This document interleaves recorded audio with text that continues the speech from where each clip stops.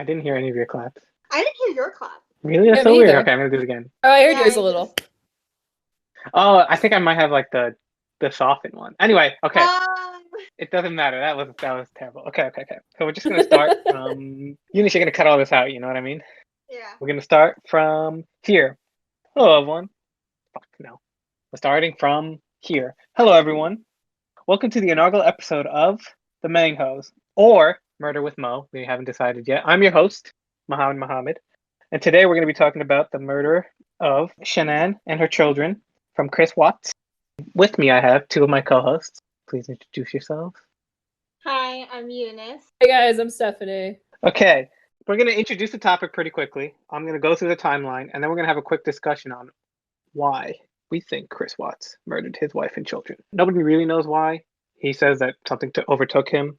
But hopefully, after the end of this episode, you can all agree with me that I think he's just a psycho. Okay, so I'm just going to read. This is from The Insider, just their timeline real quick. In November, Chris Watts got 3 consecutive life sentences for the August slayings of his pregnant wife, Shanann Watts, and their daughters, Bella, age 4, and Celeste, age 3. Over the summer, as Shanann Watts tried to save her marriage, Chris Watts went from a loving husband to a killer. On August 13th, the faces of pregnant Shanann Watts and her 2 daughters, 4-year-old Bella and 3-year-old Celeste, were printed on missing person posters after they suddenly disappeared from their home in Frederick, Colorado. At first, Shanann Watts' husband, Chris Watts, agreed to TV interviews in which he appeared torn up over the sudden disappearance and begged for their safe return. Just 2 days later, he was arrested in connection with their deaths. On social media, the couple seemed like they had a perfect marriage, but Chris Watts had secretly started seeing a coworker telling her that he and his wife were in the process of separating. While Shanann Watts spent most of the summer in North Carolina with relatives, he spent more and more time with his new girlfriend, and his wife noticed him growing distant. She desperately tried to salvage their relationship. When she returned from the business trip the morning of August 13th, she and Chris Watts got into a fight, which ended with 15 weeks pregnant Shanann Watts being strangled to death and their 2 daughters smothered. Despite Chris Watts' waning affections, nothing seems to explain what possessed him to kill his family. Until today, of course, where the 3 of us will get to the bottom of why he did it. This is the full timeline of their grisly case. Now I'm just going to quickly go through this. June 11th, Shanann Watts records videos of her surprising her husband that she's pregnant for a 3rd time. This is on June 11th, 2018. So Chris Watts in the video seems genuinely excited. He says that's awesome. And then he says this, I guess when you want to, it happens. I think it's going to be important later on because he says, not when we want to, but when you want to, it happens. Just going to make a quick note of that. On June 14th, Shanann Watts records a video of her 4-year-old Bella singing a song about how much she loves her dad. She basically calls her dad a hero in this video and how much she loves him. June 14th still, Chris Watts enters a co-worker, Nicole Kissinger's contact information into his phone. This is the first time he enters her information into his phone. Kissinger would later become his mistress. June 17th, Kissinger tells police that sometime before Father's Day, Chris Watts tells her he is married and has kids, but is in the process of separating. On Father's Day, Shanann Watts writes a tribute to him on Facebook. And I also want to mention this. Kissinger has access to Shanann Watts' Facebook page because Shanann Watts, being the profession that she's in, had her page public. She worked at an MLM, so she needed to spread as much information as possible. So apparently, Kissinger actually did Google Shanann Watts a year earlier. Now, that's in the police notes. Somebody on their side said that that was a typo, wasn't a year earlier, but she definitely did search both of their Facebook profiles. So she would know that on Father's Day, Shanann Watts had written a tribute about Chris Watts being a great father. June 19th, Shanann Watts shares a picture from her first ultrasound and writes that her husband is the best dad us girls could ask. June 27th, Shanann Watts takes Bella and Celeste to North Carolina for a 5-week vacation while her husband stays home and works, which we all know he's not just working. July 4th, Kissinger told police she went to Chris Watts' house for the first time on the 4th of July to set up his diet and weight loss exercise goals. He invited her to his home, he cooked lunch, they ate, and she left, according to the police. But Watts told a different story to investigators on February 2019. He said he woke up at Kissinger's home the morning of July 4th to several missed calls from his wife. He said he told Kissinger he needed to go home in case his wife called back, and that Kissinger got mad, realizing that she would always be the other person, and that he would always put his wife first. He told investigators she told him it would be best if they didn't see each other for the rest of the day, but later invited him back to her house. I think that's important because this could go to a motive later on, that it seems like she was very angry that he was giving his wife and children attention. Which, I'll tell you right here, if I was the other woman, I'd also be angry if he was giving some other woman attention. July 10th, my birthday, happy birthday to me, signs of tension began to show in the Watts marriage according to the text message. I'm not going to go through their text messages, but publicly, it seemed like the relationship was going fine. But through text messages, and we'll put a link somewhere with a video showing a lot of their text messages back and forth. Our lovely editor, Eunice, will do all that. Oh, I will. July 14th, Chris Watts and Kessinger go on a date to a car museum. That afternoon, Shannon Watts makes 4 unanswered calls to her husband. July 18th, Kessinger sends Chris Watts semi-nude photos of herself, which he stores on a secret calculator app on his phone. Ladies, if your man has a calculator app, get in there. He's not doing math. We all know this. Take a look. An app supposed to be secretive that you can just download to store naked Yep. pictures. Wow. Yeah, because we all know nobody's going to click on a calculator app. I use the calculator app. Yes, but you're also not cheating unless you're trying to come out right now that you're cheating. No, wait, I don't think it's not like the actual default calculator app in your phone, right? I don't know if you can make it look like the default app. My thing is like if you see 2 calculator apps, that's already suspicious. Why are you downloading another calculator app? It probably looks similar. But I mean, like, that's what I'm saying. I'm sure no one's gonna really look at it. You have to be some sort of psycho to look through your husband's phone and look at every single one of his apps to make sure there's not a duplicate somewhere. Yeah. Okay, Watts told investigators that part of what drew him to Kissinger was the feeling that she was pursuing him instead of the other way around. On July 28, Chris Watts and Kissinger visit the Great Sand Dunes National Park and spend the night at a nearby campground. July 30th, Chris Watts gives Kissinger a love letter before leaving town to join his family on their summer vacation. On July 31st, Chris Watts flies to North Carolina for the final week of his family's vacation. His and Shanann Watts' reunion does not appear to be happy, according to a copy of text Shanann Watts sent to her husband, which she later forwarded to a friend. August 4th, at 12:45 a.m., Shanann Watts sends her husband a long text message accusing him of failing to stand up for her after her parents exposed their daughter, Celeste, to nuts, which she is deathly allergic to. Watts later told investigators that he should have ended things with Kissinger and focused on his family after learning about the peanut fracas, which he referred to as Nutgate. August 4th, Shanann Watts appears to have had a fight with her in-laws, which caused them to skip Celeste's birthday party that summer. She also told her husband that he hasn't shown any signs of missing her in the weeks that they have been apart. Watts later told investigators that believes he may have killed his wife and kids due to pent-up anger he harbored towards Shanann for what he described as a driving wedge between him and his family. Feelings, he said, date back to the beginning of their relationship. Now, I know Eunice is going to talk about the mother, Chris Watts' mother, so this is a pretty important bit right here. Mm-hmm. August 4th, again, Chris Watts is away. Kissinger searches for wedding dresses on the internet for over 2 hours. That's the mistress is searching for wedding dresses for 2 hours. Wow. That's kind of crazy in my mind. August 7th, Shanann Watts starts confiding in her friends about her problems with her husband. August 9th, Shanann Watts tells her friend that Chris Watts is cold to her, so she decided to cancel the baby's gender reveal party. August 9th, Shanann Watts leaves for a quick business trip to Arizona. On the way there, she tells a friend that she had her best talk yet with Chris Watts the night before. August 9th, Shanann Watts texts a friend a handwritten letter she has drafted to give to her husband, in which she says she doesn't know how they fell out of compatibility, as he has said. August 11th, Chris Watts hires a babysitter saying he's going to Colorado Rockies game with his coworkers. In reality, he takes Kissinger to a date to a sports bar in Erie, Colorado. August 12th, Shanann Watts sends a friend a draft of her speech she plans to give to her husband when she returns to Colorado the next day. August 13th, 1:48 a.m., a neighbor's surveillance camera captures Shanann Watts returning home from her business trip to Arizona. Watts told investigators that he was sleeping when his wife came home. He said she initiated sex and then they went to bed. Very odd if she was going to give him a whole speech about their marriage and that he wanted to end things.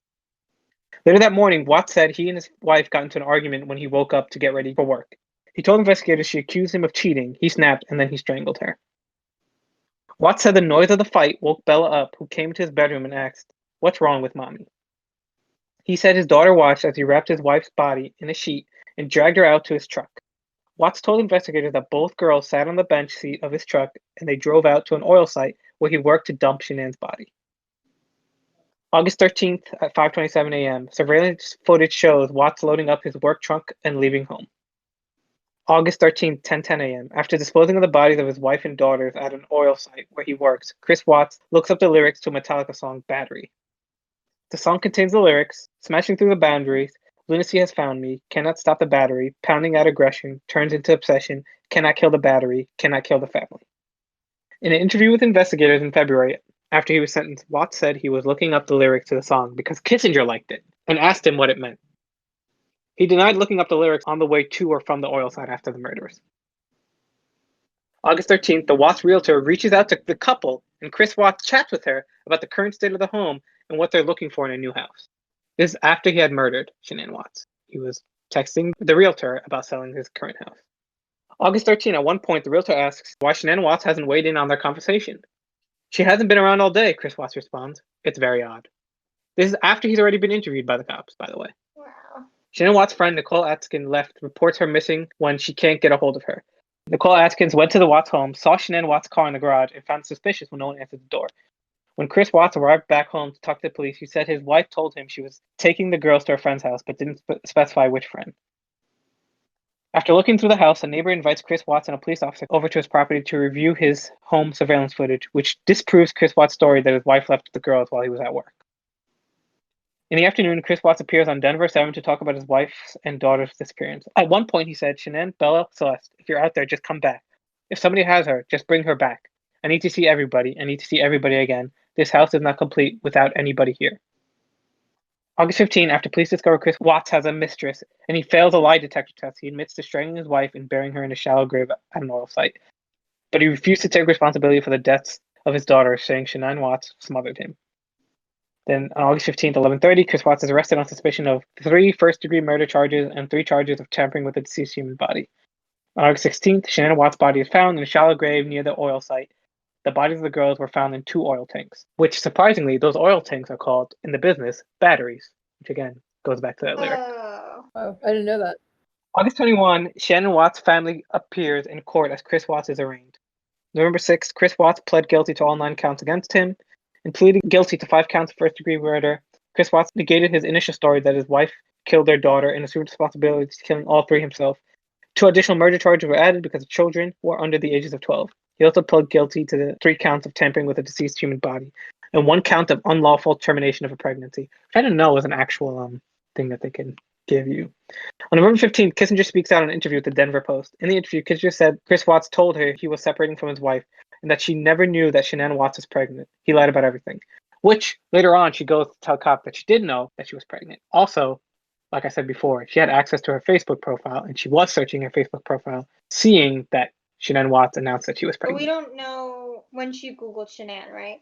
Oh, yeah, they said it was a year before, but it was a typo. It was probably more recent, is what they were saying. Okay. So that's why I say I'm pretty sure that Yeah, she knew. she probably knew about the pregnancy. She also says later on, I think she admits to it later on, that she knew. On November 19, Chris Watts is sentenced to 3 consecutive life sentences without the possibility of parole. February 2019, Chris Watts sits down with investigators and finally tells them the whole story of how he killed his wife and kids. He said he snapped the morning his wife returned home from a business trip and accused him of correctly cheating. Watts told investigators he wasn't thinking when he carried out the murders. After strangling his wife, he said he drove her body out to an oil field where he worked with his 2 girls sitting in the back. It was at the oil field that he said he smothered the girls with a blanket before dropping their bodies into 2 separate oil tanks. And that's the end of the timeline. So he claims he didn't think of murdering his kids until they were at the oil site? Yes, exactly. Oh, okay. Now we're just going to sort of go through some of my notes that I have here. Then we're going to have a quick discussion. So I wanted to bring up the notion of they had sex even though she knew and accused him of cheating. That probably didn't happen. Yeah, I just don't know. I was going to say maybe it led to he had sex with the body afterwards. And so he was scared of finding bodily fluids on her deceased. So he said that. I'm not sure. Or maybe, he sexually gratified himself afterwards. Because the state which Shanann's body was found was she was dumped face down on the ground, legs spread apart, and her booty up in the air. And then he just threw dirt on top. So it just seemed very disrespectful. And he clearly knew he could have just dropped her in an oil tank, but instead he dropped each of his kids in a different oil tank. Kind of giving them what I said, kind of a respectful grave, Just a stark difference seems, weird. Wait, so you're saying that you think he had sex with her after he killed Or her? he masturbated. Or did something sexually? Yeah. Because Interesting. it seems weird to bring up, oh yeah, we had sex the night before, that same morning. When did he admit that? February 19th, after he had already gotten. Okay. Oh, actually, no, sorry, I lied. I think let me go back to the timeline. I think he said that they had sex earlier beforehand. Okay. Because he was making it seem like he wasn't cheating on his wife at the time. Which again, for months, Shanann was complaining that they weren't having sex. Right. So it seems really weird to me. I think they had sex, but just not like frequently. Yeah, I mean, I don't know. It just seems really odd that he would note the fact that they had sex during that time. Yeah, Yeah. sure. Okay. She says while he was strangling her, she didn't fight back, and it seemed as if she was praying. I don't know about that. Oh, okay. And then this is odd because the neighbor, the same neighbor that had the footage showing him basically putting his wife in the truck, said that he could hear them fighting at all times of the night. Hmm. So it's not like she's not a fighter. Also, one of her best friends basically called her like, says that Shannon's tough. Da da da da. Parents also say that there's no way that he did it while she was awake. Something must have happened because there's no signs of him being attacked. He says while he was strangling her, she didn't fight back. The autopsy shows she definitely died from being strangled. Yeah, asphyxiation. Yeah.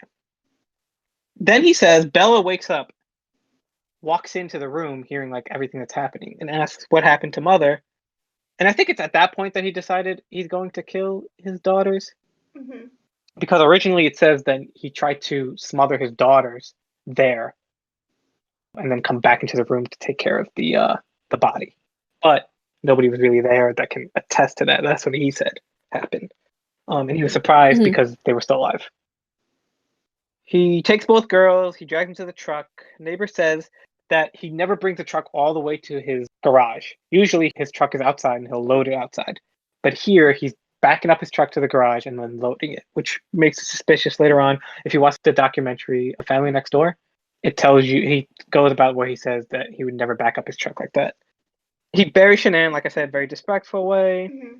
He then strangles Celeste first while Bella watches. Hmm. The younger one. Yeah, the younger child. He takes Celeste's body, puts it in the tank, comes back to Bella, and then she asks him, "Are you gonna do what you did to Mommy and Celeste?" Hmm. Wait, how do we know this? That's what he said. He details it. Okay. He does the same thing, and he says the last thing he can hear her scream was "Daddy, no." He says it haunts him for the rest of his life. And then he says, Chris says, being a father is the best thing in my life, which again, I think alludes to bringing it all about himself. Because it's like being a father is the best thing in your life makes absolutely no sense in that context. Because in that context, you were not a father. Also, it's the best thing in your life. What about like Shanann or the kids? Hmm. Just, it seems very weird to say being a father was the best thing of my life. Like making it about I himself. feel like a lot of things he said was to somehow try to save face, though. Yeah. Yeah, it's something like a good person Yeah. would say. Like, or what he thinks a good person would say. Yes, but that's so weird to be in like, oh man, I killed my my kids, but being a father, it was great, guys. Like I can't tell you, I had a great time. You know what I mean? It's just like that makes to me that's how it sounds like. That makes absolutely no sense. It's like, oh man, I love that Taylor Swift concert. Too bad I had to kill her. You know what I mean? Like, what a terrible scenario. Well, I watched the interviews or the interrogations with the detectives, though. He kind of like interspersed his telling of what happened with like random things like, oh man, like when you're a father, you just really loved your kids, and like he just like kept bringing up about like what it means to be a dad or feel like a dad, and I feel like he only did that to try to make it seem as if to basically like appeal to the detectives and be like, I am a good dad. I just made this mistake. Yes, but this is after he's already been arraigned, charged, and like everything's down. He's actually just retelling the story to the FBI investigators for the last time and how he killed his daughters. So this is he's saying this afterwards, where he's already been sentenced. Yeah, but I think like he still has this delusion or like this like desire to still try to save face even after all that. I feel like sometimes the detectives like play along. I guess it just seemed to me odd that he would say that. Okay. He's crazy. He also afterwards, so supposedly this is not what he said during the interview after he got sentenced. But afterwards we also find out that after he had dumped his wife and children's bodies, he then called up his child's school, Bella's school, and said, "Oh, she's not going to be coming into school anymore." And then he called up the realtor to sell the house, to talk about selling his house. Yeah. Which again is going to come up later on to how can you just dump these kind of, you literally just dumped your family's bodies and you just call up the school saying like, oh, they're not going to show up to school anymore, which again is going to be terrible because if your entire point of it was, hey, I don't know where she is. But then the school is saying, oh yeah, the father called and said the kids wouldn't be coming in. What time was this? Oh, it was like at 8 a.m. Yeah, Very right. weird. Right. Okay. Probably had a plan. Like he probably thought he could get away with the whole plan that Shanann left with the children, but then her friend like messed it all up when she figured out something was wrong like that morning. But I'm saying if investigators were to go to the school and they would say, oh yeah, the dad said that they're not going to be coming, that the kids won't be coming to school anymore, that he's de-enrolling them. They'd be like, oh, when did he say that?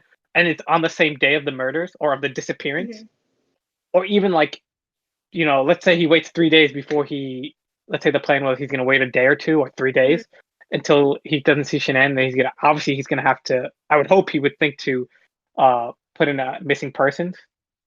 I'm sure the cops would investigate the school, investigate the neighbors, investigate everybody, and the school would say yes, and the realtor even, and the school would say yes, he called us 3 days earlier saying that the kids won't be going to school anymore, and he de-enrolled them. His plan was bad anyway from the start. Maybe his plan was like just to be like, oh, she left me. They moved back to wherever, North Carolina. But he unenrolled them. That's true. Even she left and went to North Carolina. Why wouldn't you let if your husband left, right, with the kids, would your first thought be, let me call up the school to unenroll them? Yeah, that's really quick. But like no, I'm saying his plan definitely wasn't perfect. And like Steph said, he probably wanted to like make it look like the mom left with the children and that he knew about it. But I think, like you're saying, Momo, it was already flawed to begin with because of how quickly he did it. And I think the fact that he did it so quickly shows, like, one, his arrogance. Like, he was really arrogant that he could pull this off perfectly. And two, he was really excited to, like, get rid of them. And yeah, I guess. I think just like how quickly he did that just shows how much he really didn't care about his wife and kids. Yeah, I just see like in his head like a little task list, and he's just like checking off things. Yeah, like when they found that he was playing that song, I feel like he was playing that song to celebrate, and they had to do this like check. Yeah. Got rid of my kids. He's a Metallica fan. You're the Metallica fan. Okay. I'm gonna quickly go through Shannon and Chris's relationship real quick.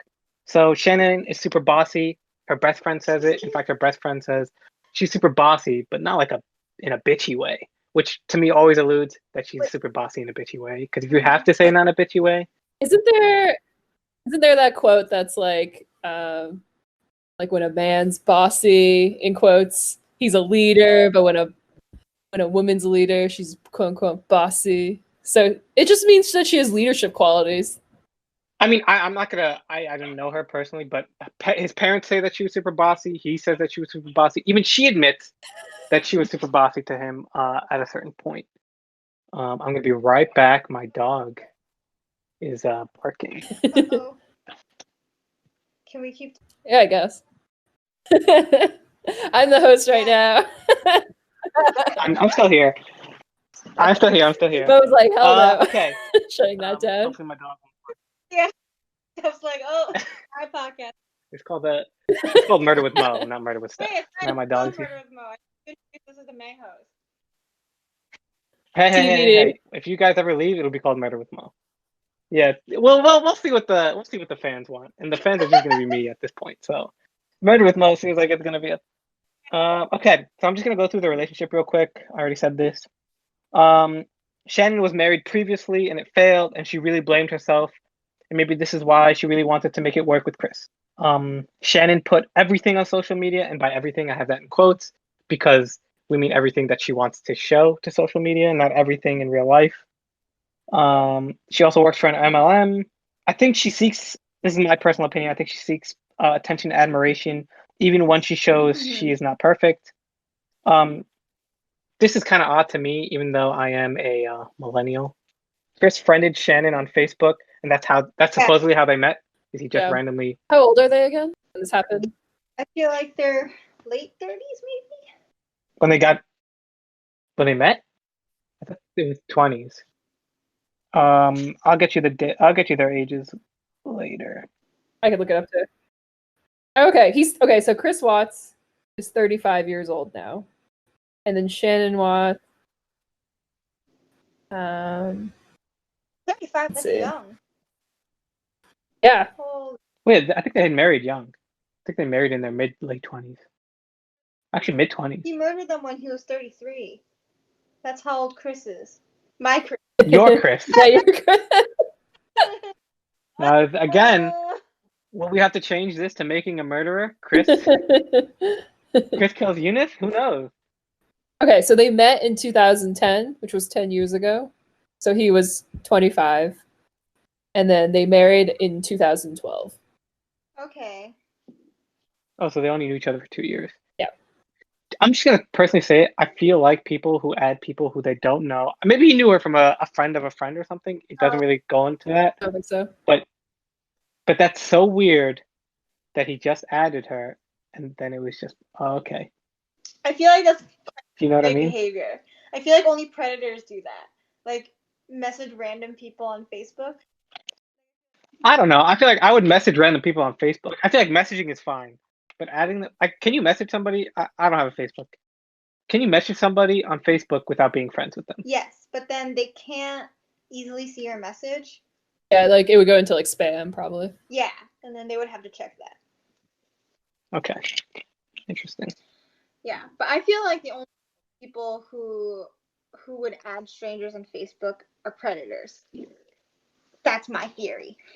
I don't think he's a predator. I mean, I don't think he's a predator in the sense of like he was looking for somebody to kill. I think he was a predator and he's looking for somebody to latch onto. Now I'm just gonna come out right and say it. I think Chris Watts is like not your Chris, Eunice.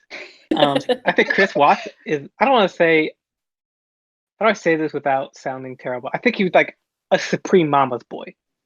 You know what I mean? I think he's moving on from his mother to Shanann. I think he wants the attention of Shanann. I think Shanann was. He saw a strong woman on the outside, but on the inside, she seemed pretty weak from her previous marriage, as she says. Also, she talks about how she really was in a bad place after her marriage, and so she seemed very vulnerable, which fits in the Eunice predator situation where he saw that and then he kind of like pounced on that energy, sort of. But I mean, I'm gonna go through my reasoning of why I think he did it. And I have like I kind of. Why did you say he was a mama's boy? Just because what his mother says later on, which we're gonna talk about, I know. Also because he just seemed like so. Even when he was in the interrogation room, he tells the cop, "I don't get angry. When people yell, I just agree." And he says stuff like that. Yeah. Do you know what I mean? I'm not saying I think he's a yes man, but not a yes man because he wants to be. I think he's a yes man because he thinks that's the correct way to be. Yeah. You know? Yeah. Like you were talking about how he was saying things to the cops just because he thinks that's what he should say. Yeah, yeah. So I think that's what he would do. I think it was Shanann that was the more yelly, explosive one. Also, there's a video of Shanann basically being like, "Where's your phone?" Like he was dressed as Santa Claus. He was coming to surprise the kids, and she sort of yells at him and calls him dumb. She doesn't call him dumb. She says, "My husband's a genius" in a sarcastic way. And this is a video that she uploads later on to Facebook, which shows that like she's sort of, I don't want to say bossy, but she's sort of like pushing her husband around. And it doesn't seem like this is the first time she's done it. He's definitely been pushed around by her quite a few times. And we're talking about leaving a phone because he's dressed as Santa. I'm sure that Santa suit doesn't have any pockets. And she was also talking about she wants to take pictures, yet she has a phone. She's video recording the whole thing. What do you want to take pictures of? I just never understood that part. Record with one phone and take pictures with the other. Can't you take a picture while you're recording? I feel like that was an option even 10 years ago. I don't think so. Yeah. Yeah, you can't. You have to do one or the other. Oh, interesting. Anyway, so I'm going to go through some of my reasonings. Why call mama's boy? Are you saying that he became someone pushed around because of his mother? I think he was just like used to saying yes to a woman at all times, like his mom. Do you know what I mean? Like his mom would boss him around, and he would just be like, "Yes, mother, yes, mother," and then I think it sort of went on with Shanann as well. Maybe not in the beginning because he seeked that attention, but then later on, I think he sort of just kind of took it. Which I think, okay, this is going to lead to my reasoning. So I think people always say that he's a narcissist. I think he has narcissistic tendencies. I wouldn't say he's a full-on narcissist. It just seems weird that they were married for what, 9 years at the time? They had known each other for 9 years, and it took 9 years for him to like sort of stand up for himself. Because the entire time, in all of the videos and everything that I could see, it does not seem like Chris ever stood up for himself, like ever. He seemed to be sort of out of shape when they were married and they known each other. And it didn't seem like they really don't talk about Chris's friends a lot. I don't know how many people he knows. So it seems like he's sort of like relying basically on his wife most of the time. From what this is again, just me hypothesizing that this is what happened. So then I think Shanann just sort of maybe a year or two was very sweet to him, needed him, and he liked that attention. This becomes relevant later on from his mistress because he says he likes the fact that she chased him, so he's seeking attention. Which again I think can be proven in the narcissist, but he doesn't. I just feel like a narcissist wouldn't just take that yelling that Shanann keeps, or the bossing that Shanann keeps giving him. You know what I mean? Like Shanann just seems like sometimes I think she's like a 100% a Karen. You know what I mean? Like she's the type of person to ask for Chris's manager if she doesn't get what she wants. And so it seems weird that, he would take that for almost a decade without doing anything. Now I think he met his mistress Kissinger. He started working out. He started eating better. He started lifting weight. He started getting more attention, and he thought he could finally stand up to Shanann. And I think that after years and years, he's basically had enough. Not enough to kill, but like definitely enough to leave her for sure. Now, what I think pushes him over the edge is Kissinger. I think she's the chemical X in this. I think the fact that they found her searching Shanann Watts earlier. I think the fact that she said that you're always going to keep your wife in first and me second also put in a thing. I mean, rightfully so, but after finding out that she's a mistress, like she stopped or said, hey, we're going to stop until you're separated 100%. She lies to the police, says she didn't know Shanann was pregnant, even though she did. She lies to the police by telling them that she found out that they were married on Father's Day, but she actually knew earlier. Chris said that he had told her earlier. I don't think there's a reason to lie about that. Chris says himself that he's still basically waiting, hoping that Kissinger would send him a letter or something in the mail, either like a disguise as something else, which makes me think that, I think he did it for Kissinger. The lyric stuff was also weird because what Chris says is she asked him what that meant, what that song meant. And I think I don't want to say she pushed him, she told him to kill, but I think she pushed him over the edge. I think he got angry and he finally was like, I'm big enough, I'm strong enough, somebody else wants me enough, and I'm going to react. And he took the 10 years out on her. I also think he's just a psychopath because he killed them. And like I said, then the next day, or not even the next day, sorry, an hour later calls a realtor trying to sell the house. You see him later on smirking and talking to the cops normally until he finds out that there's a video evidence. He takes a polygraph test knowing that he killed his wife.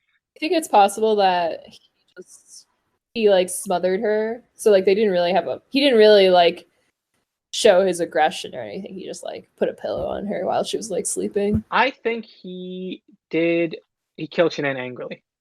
I also think he may have knocked her out somehow. Yeah, they said there was no evidence of her struggle, but they did say for Bella they found evidence for struggle on her body. I mean, again, it just seems so weird to kill his children. This is where the psychopath comes in because he could have easily gotten like away with his wife, just left or something, and left the kids. But instead, he decided, no, I'm going to kill a 3 and 4-year-old. Insanity to me. You think he's a psychopath, but you don't think he's a narcissist? I think he has narcissistic tendencies, but I just can't say that he's a narcissist because 10 years he took Shanann's shenanigans. 10 years he's basically been under. And it wasn't until he finally bulked up, he finally got a mistress, you know what I mean? And he finally got the attention on himself that maybe he then became a narcissist or his narcissistic tendencies fully came out. But I just don't think that he's a narcissist and that's why he killed her. Because it's all about him. I get the fact that he wants to move on with his life, and that's why, but I also think, like, as a narcissist, he could have easily made it seem like it was Shanann who failed the marriage. She was the one who didn't want him to, like gaslighting her essentially. I feel like that's what that's the narcissist move. The psychopath move is to kill. Yeah. But that's just my opinion. I don't know. I do think he's a narcissist, mostly because, as you guys know, I've been watching this YouTuber called Live Abuse Free, and she specializes in analyzing narcissism. And the way she explained it was that Chris was like a specific kind of narcissist. He's a covert narcissist, and they're not very obvious, but they're usually introverted. And the way they get narcissistic supply or like ways that boost their ego is a little different. And she thinks for Chris that he felt an ego boost whenever anyone thought of him as like the good guy or the nice guy. And the fact that he like kind of sought out Shanann and like heavily pursued her, like the way they tell their love story, he kind of like spammed her and like overwhelmed her with attention until she finally agreed to go on a date with him. And then I think she always had like quote unquote bossy or like a leader like personality. And the way this YouTuber described it, she was saying it was like he's this narcissistic predator looking for the perfect prey. And Shanann was the perfect prey because she already had this reputation of being bossy. So he could kind of just look like this submissive, sweet partner by her side and just like listen to everything that she wants. The reason why he was able to like withstand 10 years of her bossiness is because he felt good every time someone looked on their relationship and was just like, wow, he's just such a good husband. He just listens to whatever his wife says like to do. And I think you were right earlier, Mo, when you said that you think that he's a mama's boy, because I think he learned to behave this way or like to get his self-worth this way because his mom was also, I guess, like a bossy lady. Or the theory is that she's also a narcissist, but she's more of an overt narcissist. She kind of like forced Chris to be this like good boy for her. And so Chris kind of grew up thinking like, oh, I have to be submissive in order for everyone else to think that I'm like a good person.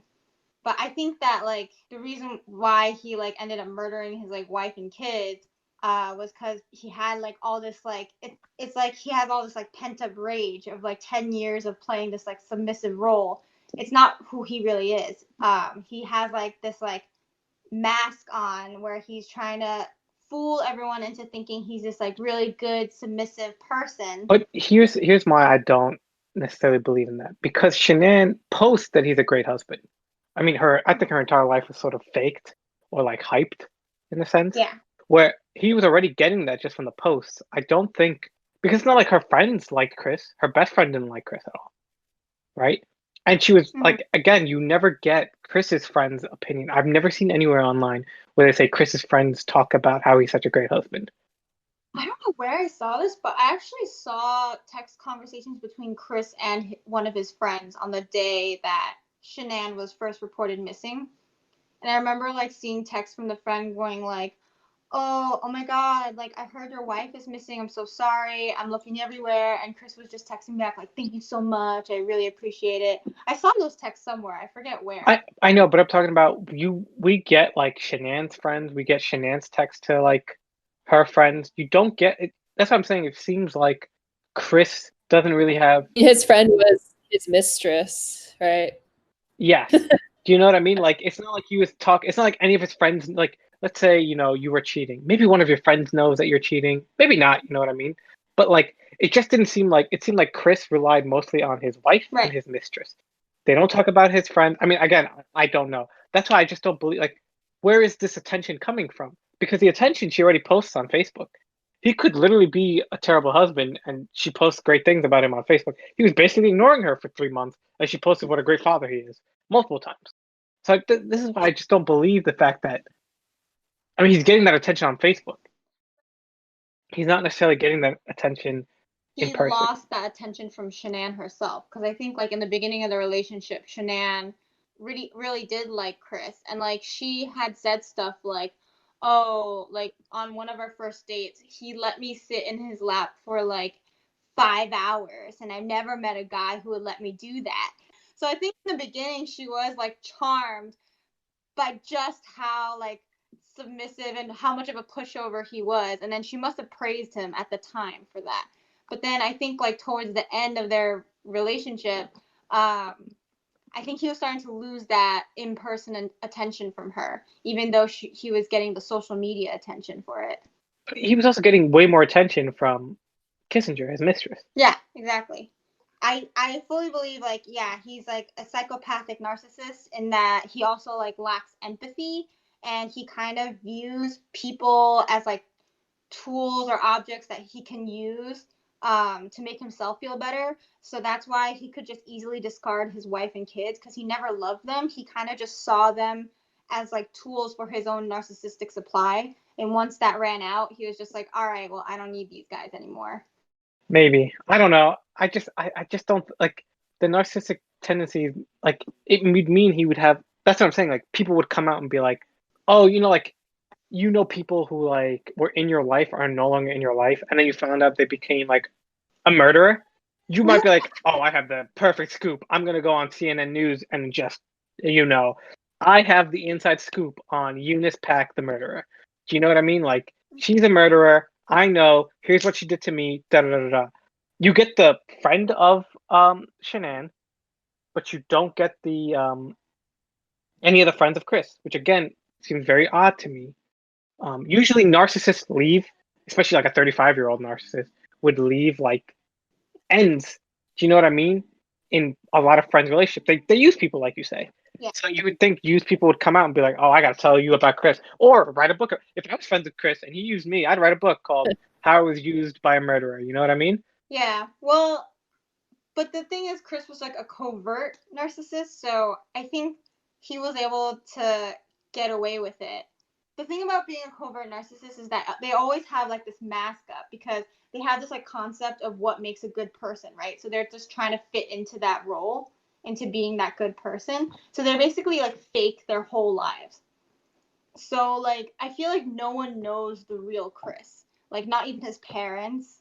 Like I don't think he was really being on it, like 100% honest with his dad when his dad came into the interrogation.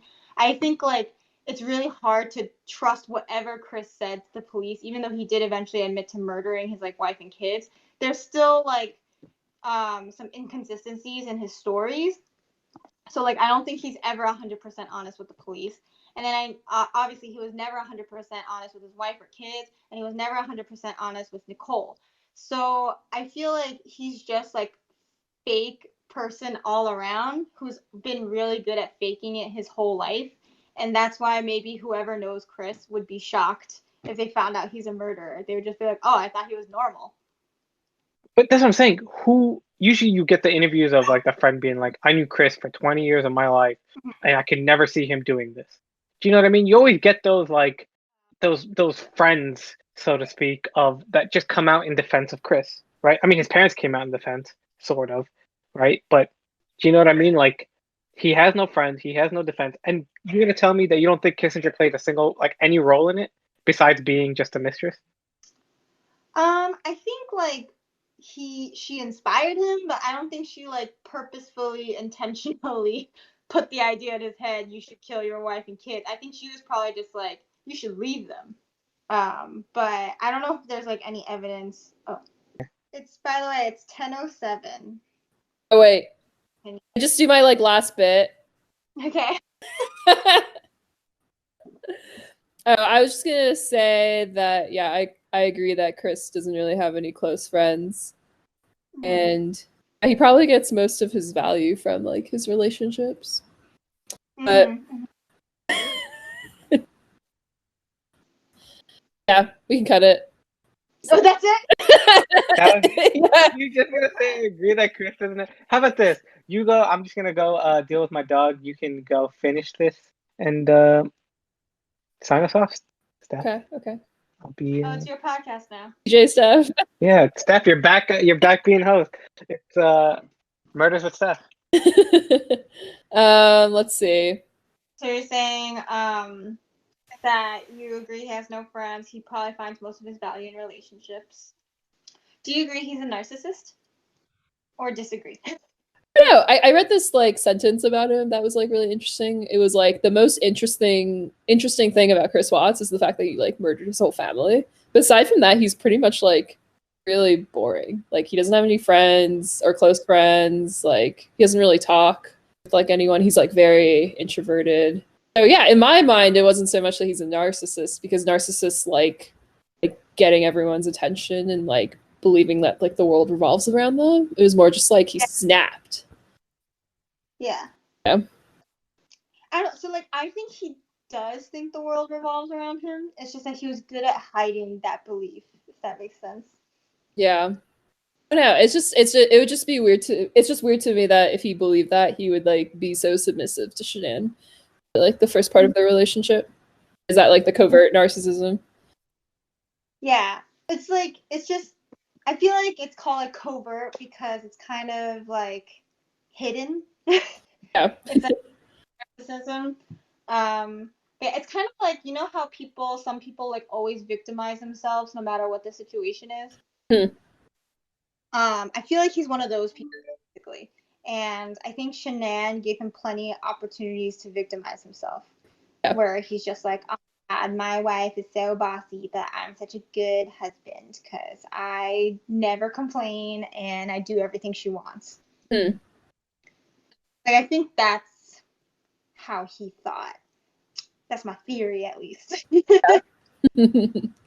I know we'll never know, but like I think what's so frustrating is that he's obviously not a trustworthy person. So even the story he gave us, we don't know if it's like 100% true. Right. I still don't really 100% understand why he decided in his story why he decided to kill the kids, like not at the house, but like, at the oil area. Yeah, I mean, I just think that shows how much he lacks empathy or how much he doesn't care about them because like he didn't mercy kill them. He like let them ride in the truck with their dead mother's body. Yeah. He killed one of them in front of the other. Like complete lack of consideration of how they might feel in their last hour. So I don't know if that's like a narcissistic quality. I mean, maybe in a sense that he only cares about himself, so Oh yeah, I think narcissists do lack empathy in that like they can't fathom how other people feel because they only care about how they feel. It's definitely like sociopathic too. Yeah. Or psychopathic. I don't know the difference between those two. Socio and psycho. Yeah. I feel like I read an article about it, but like totally did not absorb it because there were so many overlaps. I feel like I read something about the difference and I forgot too. You look it up. I feel like the difference is subtle. Yeah. Do you think he planned to kill her on that day? I think it was like premeditated. Mm-hmm. Or if it was out of rage. Yeah. I don't know. So the YouTuber I was watching, she says she thinks it's premeditated because she thinks that like he was basically hinting at her what's coming. What? With what? A few weeks before, he sent her a picture of this like naked Barbie doll that was like covered with a white sheet. Oh my god. Yeah. And he said to her like, look what our girls did.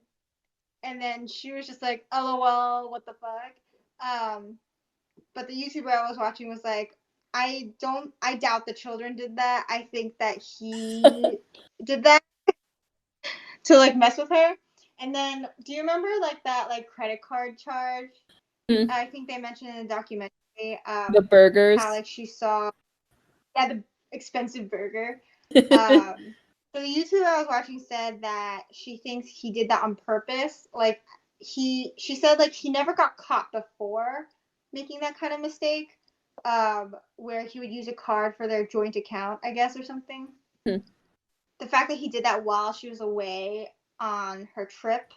It was actually the Arizona trip, the one she was on right before she came home and got murdered. The fact that he did it right then, she, like the YouTuber was saying, she thinks that was on purpose because he wanted her to know he was cheating on her. Like he was trying to humiliate her before she died, and then he humiliated her after she died with like that weird sexual pose. Yeah. What the post signifies to me is like he didn't feel remorse. Because if he felt remorse, he would have been like flat and like a sheet or something. Yeah, and like I didn't realize how sexual it was until Momo pointed it out. Hmm. I feel like it's just a big fuck you. And then the fact that he dumped his daughters in an oil tank was also very unloving way to dispose of the but more loving compared to the wife. Yeah. Yeah. I feel like he was like burying Shanann's body. They said they found her in a shallow grave, so he must have gotten tired early. And then he was like, I don't want to bother burying graves for my daughters. Just dump them in the oils. Because that's a pretty dumb idea, because they're going to find their bodies in that. Like, I gotta go to work. Yeah, right? Like, yeah. I mean, his plan was pretty dumb. Maybe he was just like, I'll come back later after work. And then he bumped into the cops. I got the impression it was hard to get them out of the oil tanks, though, because they said they had to like do a rescue mission. Wait, not rescue, retrieving mission for their bodies in the tanks. I thought maybe they would float, but I guess not. Oh, I have to look this up. You're like the True, mostly true. Is Momo walking his dog? I think so. Okay. Do you want to say bye to the podcast? Oh, yeah. Thanks, guys. It's been great having you. Thank you for listening to our first podcast. Yeah. Maybe we'll continue this discussion next time. Yeah, TBD. TBD. And maybe we'll decide on a name. Yeah. Everything's TBD here.